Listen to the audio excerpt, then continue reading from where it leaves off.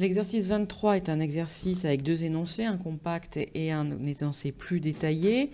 On va le résoudre en mode énoncé compact, c'est-à-dire en mode résolution de problème, étant donné que vous allez voir que c'est quand même accessible. Donc nous travaillons ici sur la trajectoire d'une balle de golf. On me donne une information ici, la distance à laquelle elle va toucher le sol. Elle est fonction de V0, la vitesse initiale qui a été fournie à la balle de golf, l'angle avec lequel cette balle de golf a quitté le sol et à l'accélération. Et on me demande de vérifier que cette relation finalement fonctionne, vu que ça correspond à la distance qui est annoncée dans le texte introductif, à savoir 250 mètres. Alors, en gros, le problème qui nous est posé, c'est qu'il faut qu'on trouve cette distance D, distance à laquelle la balle de golf va retomber sur le sol. Alors que nous faut-il? Il nous faut V0 et il nous faut l'accélération, étant donné que sinus θ, on le connaîtra car nous avons ici fourni dans les données l'angle avec lequel cette balle décolle. Donc on résume, il faut connaître V0, le vecteur vitesse initiale, et l'accélération de cette balle. Alors on commence par chercher V0. Pour cela, eh bien, il convient de remarquer que le début de la trajectoire paraît bien rectiligne et uniforme, étant donné que l'écart entre les balles de golf, a priori, est toujours le même. Je peux donc dire que la vitesse V0 de la balle est constante tout du long et que je peux la calculer en faisant la distance divisée par le temps. Alors si je numérote les points, nous avons M1, M2 jusqu'à M8. Donc cette vitesse V0 est donc égale à la distance M1 et 8 divisée par le temps qu'il a fallu pour aller de la position 1 à la position 8, T8 moins T1. Pour trouver M1 à M8, eh bien on va faire appel ici à cette échelle. Cette échelle, alors j'ai fait des mesures pour établir une échelle et j'ai mesuré que ce qui m'est donné comme en réalité 15 cm mesure 3,5 cm à la règle et on va mesurer toute la distance finalement de M1 à M8. Alors M1 à M8, j'ai mesuré que ça faisait 12,2 cm. Donc pour connaître M1 M8, on va faire un rapport de proportionnalité. 12,2 fois 15 divisé par 3,5.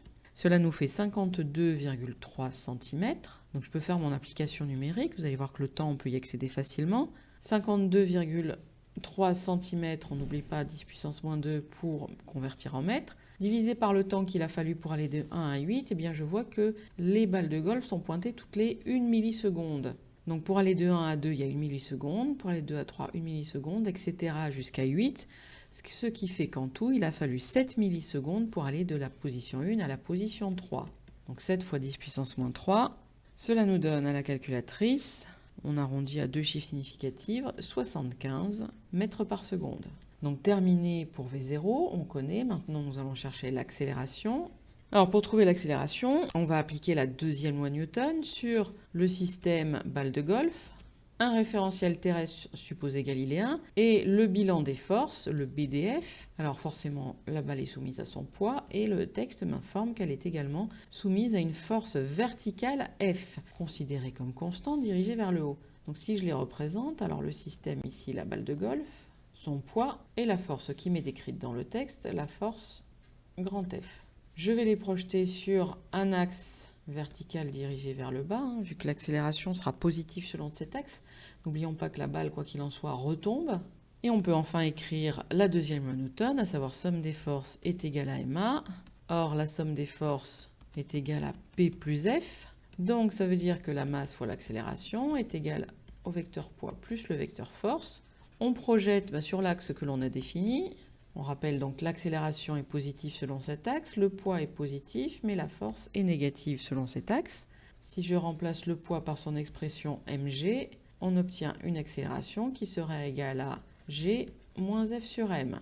On fait l'application numérique pour trouver l'accélération. G, on nous le donne, c'est 9,8, moins la force, c'est 5 fois 10 puissance moins 2 newtons, divisé par la masse de la balle, 46 fois 10 puissance moins 3 pour la convertir en kilogrammes.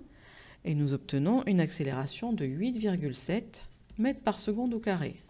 Nous possédons les deux grandeurs qui nous manquaient, donc à savoir la vitesse initiale V0 et l'accélération de la balle de golf. C'est bon, on peut donc calculer la distance à laquelle cette balle touche le sol, cette distance grand D. Donc on rappelle que l'énoncé nous dit qu'elle est égale à V0 au carré fois sinus de θ divisé par l'accélération A. Je fais l'application numérique. Alors V0, on avait établi que c'était 75 mètres par seconde, multiplié par sinus 2 fois 11, divisé par une accélération de 8,7, et ça nous fournit une distance égale à 240 mètres, soit 2,4 fois 10 puissance 2 mètres. Alors, est-ce qu'on a bien vérifié ce qui était annoncé? L'énoncé nous dit qu'on a une portée qui est d'environ 250 mètres. Nous trouvons 240 mètres, on peut donc dire que cette portée correspond bien à la distance qui est annoncée.